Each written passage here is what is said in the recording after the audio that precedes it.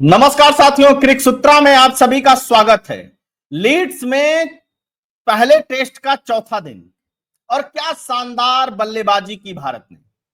हालांकि फिर से पुछल्ले क्रम में या निचले क्रम में निराश किया, और निराश ही नहीं किया, बहुत अधिक निराश किया। मुझे एक बात समझ में नहीं आई कि शार्दुल ठाकुर को इस टेस्ट मैच में खिलाया ही क्यों गया है। Bowling fail, batting fail, fielding fail, कुछ तो करते। रविंद्र जडेजा को भी परफॉर्म करना था, रविंद्र जडेजा ने भी कुछ नहीं किया। करुण रायर को दूसरी बार मौका मिला, पहली पारी में 4 रन, दूसरी पारी में 20 रन। तो यानी करुण रायर बुरी तरीके से फ्लॉप रहे। हालांकि वो प्रदर्शन करके, अच्छा प्रदर्शन करके अपनी वापसी कर सकते थे, और ऐसा भी नहीं है कि करुण रायल विदेश में रन नहीं बना सकते, बिल्कुल बना सकते, उनके पास क्षमता भी है, उन्होंने ऑस्ट्रेलिया में रन बनाए भी हैं। लेकिन कहते हैं ना कि क्रिकेट और खासकर टेस्ट क्रिकेट और जब लाल बॉल से खेली जाती है तब आपकी असली परीक्षा होती है कि आप कितने बड़े वाले तुर्रम खां हो, कितने बड़े वाले धुरंधर हो, और आपके धुरंधर पने की परीक्षा होती है।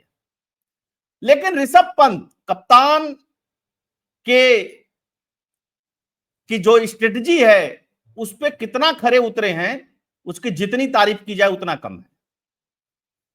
ये पहले संभवतः या शायद एंडी फ्लावर के बाद ये दूसरे ऐसे विकेट कीपर है जिन्होंने एक ही पारी में 2 शतक लगाए हैं, मतलब एक ही मैच की 2 पारियों में 2 शतक लगाए हैं। तो ऋषभ पंत के लिए तो एकदम 100 में से 100 नंबर। केएल राहुल ने भी बहुत शानदार पारी खेली, और केएल राहुल और ऋषभ पंत की जोड़ी जब खेल रही थी तब लग रहा था कि भारत आसानी से 400 पार कर लेगा। लेकिन जैसे ही ये जोड़ी टूटी, जैसे ही ये जोड़ी बिखरी, पूरी की पूरी भारतीय बल्लेबाजी बिखर। हालांकि अभी भी जो 370 रन का टारगेट है, ये इंग्लैंड ने कभी इस पिच पे चेज नहीं किया है। तो क्या कल भारत जब टेस्ट खेलने उतरेगा 3:30 बजे तो यह मान करके चला जाएगा कि इतिहास रच देगा? क्या तब यह इतिहास रचा जाएगा कि शुभमन गिल की कप्तानी में इंग्लैंड में पहला ही टेस्ट भारत ने जीत करके अपना परचम लहरा दिया है, या इंग्लैंड कल इतिहास रच देगी 370 रन को चेज करके? हालांकि इंग्लैंड ने बिना विकेट के 21 रन बना लिए हैं, लेकिन अब पूरा का पूरा दारोमदार भारत के बॉलरों पे और फील्डरों पे टिक गया है। फील्डिंग हालांकि बहुत खराब रही है भारत की, लेकिन फिर भी उम्मीद कर सकते हैं कि फील्डिंग अब अच्छी होगी, अब कैचेज नहीं छोड़े जाएंगे जिस तरीके से ब्रुक्स का कैच छोड़ा गया था। 6 कैच छोड़े थे इंग्लैंड की पारी में, भारत ने 6 कैच माने रखता, और एक प्लेयर का तो 3 कैच छोड़ा, उसने 99 रन बनाया। तो जसप्रीत बुमराह, मोहम्मद सिराज, प्रसिद्ध कृष्णा, शार्दुल ठाकुर की बॉलिंग आएगी कि नहीं आएगी ये देखने वाली बात होगी। रविंद्र जडेजा, मतलब ये 5 स्पेशलिस्ट बॉलर कल क्या गुल खिलाएंगे, यह अपने आप में बहुत रोचक रहेगा और यही तय करेगा मैच के परिणाम को। आज जो मैच भारत ने खेला इंग्लैंड के अंदर, ऐसा खेल कभी देखने को नहीं मिला है हाल फिलहाल में, अगर राहुल द्रविड़ वाली टीम को छोड़ दिया जाए। कि दूसरी पारी में 350 रन बनाती है भारत, 2 शतक लगते हैं। और मैंने कल के अपने विश्लेषण में, डे 3 के विश्लेषण में इस बात को कहा था कि भारत को 400 के आसपास पहुंचना ही होगा या 400 पार बनाना ही होगा, और उसके लिए जरूरी है कि केएल राहुल का शतक हो। जब केएल राहुल और शुभमन गिल खेल रहे थे, कल बचे हुए थे, तो मैंने कहा था कि कम से कम एक का अर्धशतक और एक का शतक होना चाहिए। हालांकि एक का अर्धशतक नहीं हुआ, उस कमी को आकर के शतक के द्वारा नीचे ऋषभ पंत ने पूरा कर दिया। आप याद करिएगा कि कब ऐसा देखने को मिला है। भारत के महानतम विकेट कीपर में महेंद्र सिंह धोनी का नाम आता है, लेकिन टेस्ट में नहीं, वनडे और T20 में। टेस्ट में महेंद्र सिंह धोनी भी बहुत कुछ कमाल नहीं कर पाए हैं। कभी ऐसी पारी टेस्ट में महेंद्र सिंह धोनी खेलते हुए नहीं दिखाई दिए। इवन भारत का कोई भी विकेट कीपर ऋषभ पंत के आसपास भी टेस्ट क्रिकेट मैच में नहीं दिखाई देता है। तो वर्ल्ड क्लास बल्लेबाजी की आज ऋषभ पंत ने, और जिस तरीके का जॉनर है ऋषभ पंत का, जिस तरीके का T20 में खेलते हैं ऋषभ पंत, उसको देखते हुए जो टेस्ट की परफॉर्मेंस है इसको बहुत अच्छा माना जाएगा। हालांकि एक शिकायत भी ऋषभ पंत से है, उन्होंने कई सारे कैच छोड़े पिछली पारी में। उम्मीद करेंगे कि कल ऋषभ पंत कोई कैच नहीं छोड़ेंगे।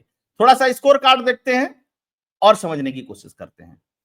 तो यशस्वी जायसवाल, वही कल वाली बात थी, इन्होंने कुछ नहीं किया था, 4 रन बनाए थे। केएल राहुल ने 137 रन बनाए हैं।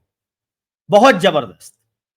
साई सुदर्शन कल वाली ही बात थी, 30 रन बनाए थे। शुभमन गिल बहुत कुछ जोड़ नहीं पाए आज और बहुत सस्ते में आउट हो गए। 140 गेंद पर 118 रन। ऋषभ पंत का शानदार प्रदर्शन। पिछले पारी में भी शतक लगाया था ऋषभ पंत ने। करुण नायर मौका मिला, भुना नहीं पाए, 20 run. Ravindra Jadeja 25 run. Shardul Thakur 4 run. Siraj Bumrah एक सब जीरो पे आउट हो गए।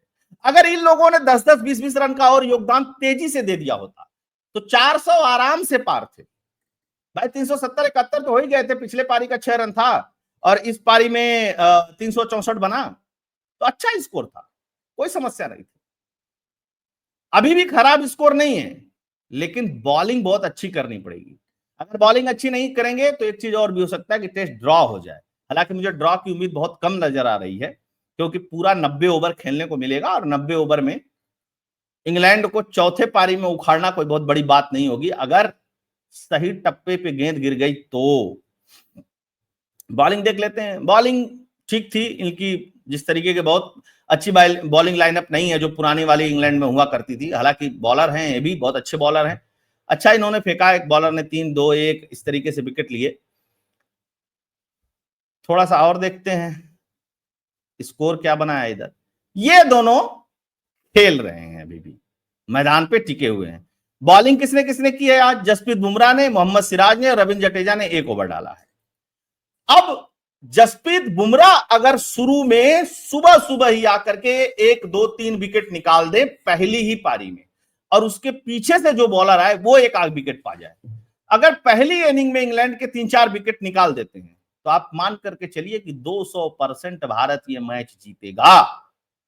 अगर पहली पारी में इंग्लैंड जम जाती है, मतलब पहली इनिंग में, तो फिर भारत के हाथ से मैच चला जाएगा, या तो ड्रॉ होगा या तो फिर इंग्लैंड जीत जाएगी। लेकिन कुछ भी हो गुरु, मजा इतना आया इस टेस्ट मैच को देखने के बाद। बहुत लंबे समय बाद टेस्ट मैच देखने के बाद इंटरेस्ट आ रहा है, मजा आ रहा है। हाँ अब क्या होगा, मैच है दोनों तरफ है, ऐसा नहीं है कि मैच एक तरफा हुआ है। अदरवाइज हमारी टीम जाती थी इंग्लैंड ऑस्ट्रेलिया के दौरे पे, देखते थे कि मैच तो एक तरफा हो गया भाई साहब। लेकिन एक चीज और, एक और स्पेशलिस्ट बल्लेबाज की कमी खल रही है। एक बल्लेबाज नीचे होता तो इन दोनों पारियों में कम से कम 100 रन का डिफरेंस पैदा कर देता, और 100 रन का अगर डिफरेंस पैदा कर देता तो इंग्लैंड की इतनी हैसियत नहीं थी कि वो इस मैच को जीत जाता। खला, और करुण नायर के ऊपर बड़ी जिम्मेदारी थी उसको भरने की, लेकिन करुण नायर उसको भर नहीं पाए। अब देखिए अगले मैच में करुण नायर खेलते हैं या किसी दूसरे बल्लेबाज को खिलाया जाता है। लेकिन भाई साहब शार्दुल ठाकुर को किस लिए खिलाया, यह समझते परे है। एकदम बेकार, निहायत, मतलब क्या कहा जाए यार, मतलब एकदम में बेकार। अब कल बॉलिंग कर दे भाई तो फिर मुझे मत कुछ कहिएगा, है ना। तो देखते हैं लेट्स क्या होता है, कल मजा आने वाला है। तो बहुत बहुत धन्यवाद। वीडियो को लाइक कर दीजिएगा, अधिक से अधिक लोगों तक शेयर कर दीजिएगा, चैनल को सब्सक्राइब करिएगा, अभी करवाइएगा, अभी नया चैनल है, आप लोगों से अपील है इसको प्रमोट करते रहिएगा। जय हिंद।